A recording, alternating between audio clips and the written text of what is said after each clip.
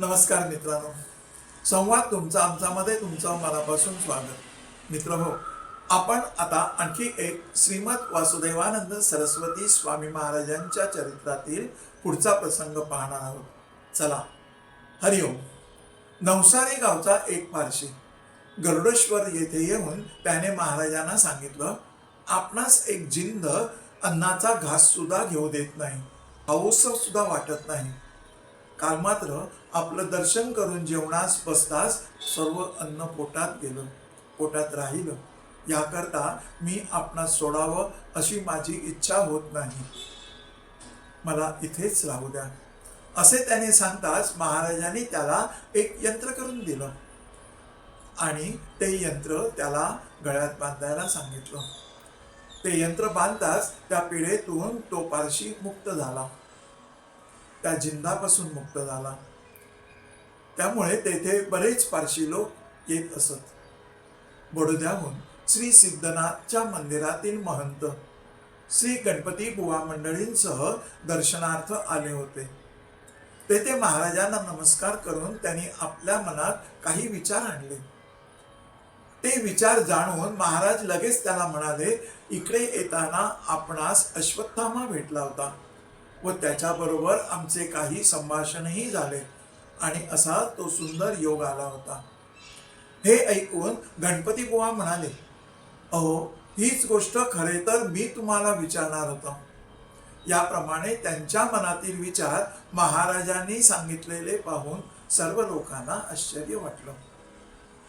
बडोदा येथील राहणारे डॉक्टर चिंतामणराव गोळे यांची संतती काही वाचत नव्हती. त्यांची 5-6 मुले अशीच गेली.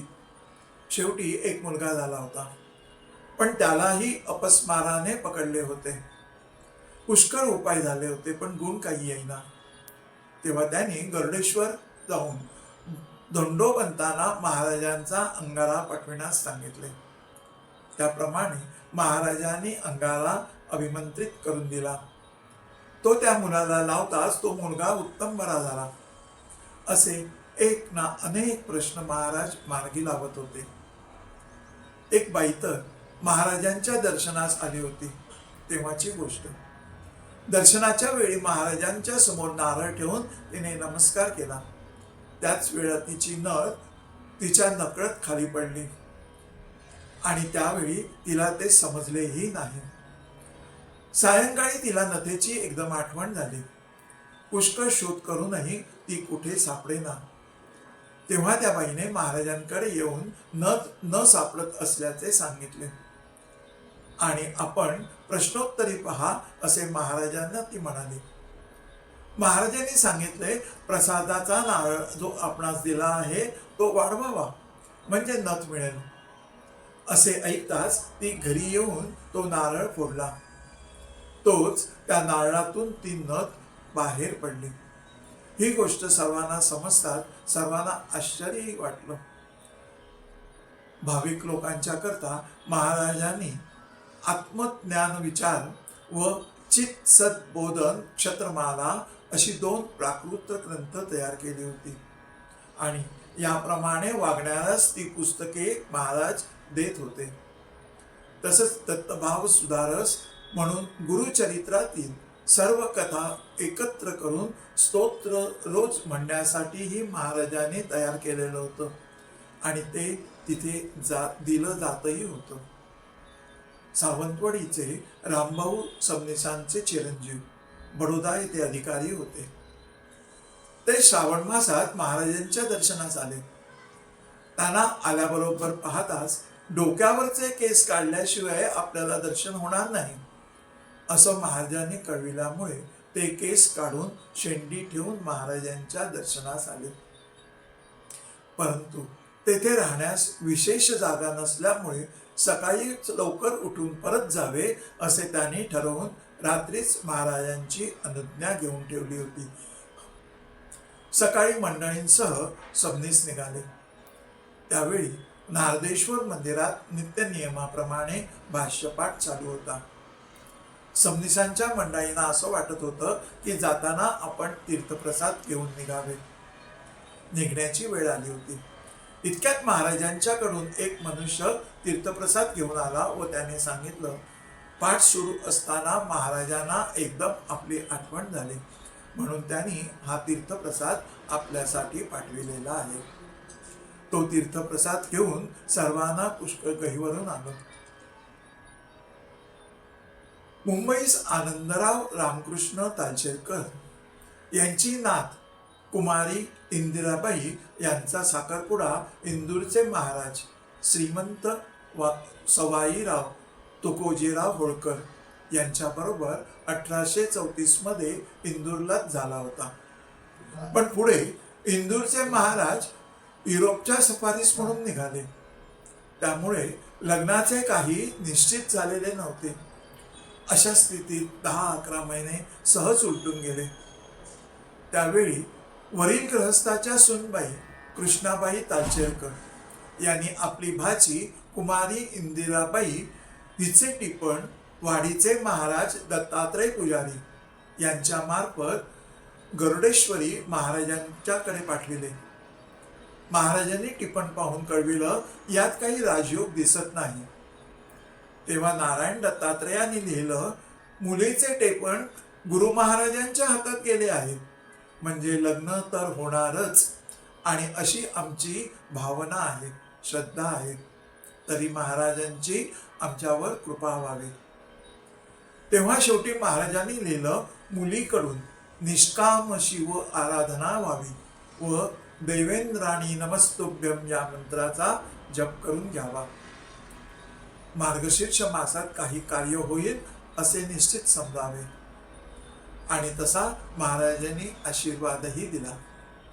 त्याप्रमाणे इंदूरचे महाराज 2-3 महिन्यातच परदेशातून येऊन मार्गशीर्ष शुद्ध नवमी सोमवार शके 1835 या दिवशी कुमारी इंदिराबाई यांच्याबरोबर राजेसाहेबांनी विवाह केला. नंतर त्यांचे नाव सौ महाराणी साहेब इंदिराबाई होळकर असे पडले. याच त्या इंदिराबाई होळकर. महाराजांच्या ठिकाणी त्यांची फार निष्ठा होती. गरुडेश्वर येथे असलेला नर्मदेचा घाट यांनीच बांधला आहे. माणगाव, कुरगडी, कारंजा इत्यादी स्थानातूनही अनेक देणग्या यांनी दिलेल्या आहेत.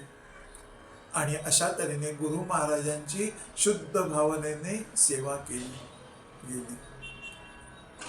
रोज रात्री भजन संपल्यावर प्रसाद वाटला जायचा. एकदा रात्री सबनीस तेथे आले होते. इतरही मंडळी 400-500 होती. प्रसादाचे भांडे लहान होते. आता हा प्रसाद सर्वांना कसे पुरेल बरे, अशी शंका मात्र सबनीसांच्या मनात आली. प्रसाद वाटण्याचे काम सुरू झाले. सर्वांना प्रसाद वाटून झाल्यावर ते भांडे महाराजांच्या समोर आणून ठेवले. तेव्हा महाराज म्हणाले, अरे याचे झाकण उघडून बघा, पहा बरं किती प्रसाद राहिला आहे. कारण आता आतमध्ये अद्यापी बायकांनाही वाटण्याचा राहिलेला आहे. ते ऐकून त्या माणसाने प्रसादाच्या भांड्यावरील झाकण काढले आणि पाहत तो काय. त्यावेळी सबनीसांनी त्या भांड्यात पाहिले, तो अद्यापी अर्धे अधिक भांड बनलेले दिसून आले. कृष्ण जयंतीचा उत्सव. कृष्ण जयंतीच्या उत्सवात कीर्तन झाल्यावर भजन सुरू झालं होतं. इतक्यात नर्मदेच्या पलीकडे पाऊस पडू लागल्याचे चिन्ह दिसू लागले. आता हा पाऊस लवकरच इकडे येऊन मध्येच भजन थांबावे लागणार की काय, असे वाटून सबनीस वगैरे मंडळी चिंतातूर होऊन गेली. महाराजांनी सहज एकदा आकाशाकडे पाहिलं आणि म्हणाले, पावसाची धास्ती नको, भजन चालू राहू द्या. नंतर भजन संपवून सर्व मंडळी पर्णकुटीत आली आणि कृष्ण जन्म तेथे पार पडला. त्यानंतर जोराचा मात्र पाऊस सुरू झाला. तेव्हा महाराज म्हणाले, सबनीस हा घ्या मघाचा पाऊस. ते सारं पाहून सबनीस मात्र थक्क झाले होते. कसं आहे ना, जगी सर्व सुखी असा कोण आहे, असे रामदास स्वामी म्हणाले होते. खरंच आहे ते. या जगात कोणीही सुखी समाधानी नाही. पण म्हणून काही वैराग्याने जीवन जगणं हा तर उपाय होऊ शकत नाही ना. सारखं रडत बसणं हे सुद्धा योग्य नाहीये. वैराग्य नसावं, पण विरह मात्र नक्की असावा. आणि तो विरह कोणता? तर परमेश्वर प्राप्तीचा. परमेश्वर प्राप्त होत नाही म्हणून विरह असला पाहिजे. कारण हा भवसागर अत्यंत विशाल आहे.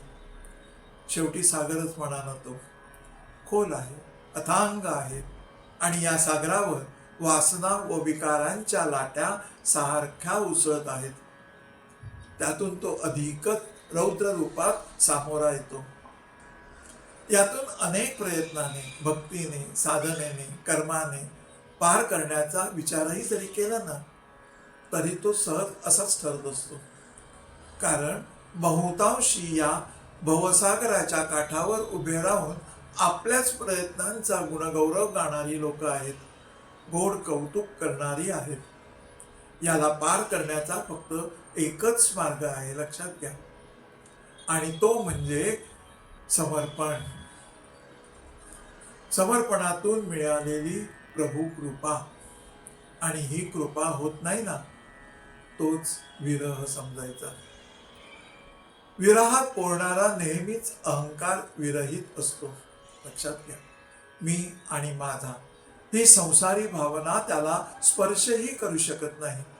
कारण तो परमेश्वराच्या विरहात बुडून गेलेला असतो. जिवंत असूनही तो मृत असतो. इतर माणसे त्याच्याबरोबर मौज मजा आनंद उपभोगात असतात, पण तो मात्र त्या बाबतीत औदासिन्यच बाळगत असतो. त्याला कोणी बरोबर असण्याची आवश्यकताच भासत नाही आणि कोणी त्याच्याबरोबर चालूही शकत नाही. तो संसारात राहूनही अलिप्त असतो. तो आपल्या मनातून व शरीरावरून सर्व एक एक अहंकाराची, वासनेची, विकाराची असलेली आवरणं हळूहळू टाकून देत असतो. त्याच्यासोबत घरदार असतं, सखा असतो, सोबती असतो, पण तो मात्र मनात फक्त आणि फक्त त्या प्रियतम असलेल्या ईश्वराचीच आस घेऊन भटकत असतो. तो कर्म करीत असताना सुद्धा तो त्याची ती सेवाच आहे असं समजतो. त्याला होणारे कष्ट तो त्याचा प्रसाद समजतो. तो दुःखी असतो. तो फक्त त्याचा विरह त्याच्यासाठीच असतो. इतर जग मात्र स्वतःला बुद्धिमान, दक्ष व आपण स्वतः अगदी सावध आहोत असंच समजत असतात. विरहात पोळणाऱ्याला मात्र ते खुळा समजत असतात. असभ्य, आळशी असं समजून त्याची उपेक्षाही करतात. पण जेव्हा संसाराच्या भोवऱ्यात ते सापडतात ना, मृत्यू रूप घेऊन त्यांच्या दारात उभा राहतो ना, तेव्हा तीच संसारी माणसं त्या काळाच्या मजबूत पकडीत तडफडत असतात. आणि विरही असलेला, आपल्या हृदयात असलेल्या परमार्थाच्या मंदिरात आनंदाने मग्न असतो. परमेश्वराचं मंदिर त्याच्या हृदयात असतं आणि तेथेच तो आनंद मानत असतो. त्याच्यासाठी हे जग म्हणजे वाळवंट असतं, दगडधोंड्यांनी भरलेलं आहे असंच तो समजत असतो. उजाड माळा नसतो, त्याला कशाचंच आकर्षण नसतं. तो मात्र प्रेम आणि विश्वाच्या नावेत बसून या भवसागराच्या लाटांवर सहजपणे विहार करत असतो. प्रेमाची पराकाष्ठा म्हणजेच विरह, लक्षात घ्या. आणि याच विरहात सर्वस्वी वैराग्य लपून राहिलेलं आहे. पुढे प्रभूची भेट झाल्यावर मात्र विरहाचं ओझं हळूहळू उतरूनही जातं. आणि हेच खरं समर्पण, हीच खरी भक्ती. लक्षात आलं? असो, पुढे भेटू अशाच एका प्रसंगात. गुरुदेव दत्त.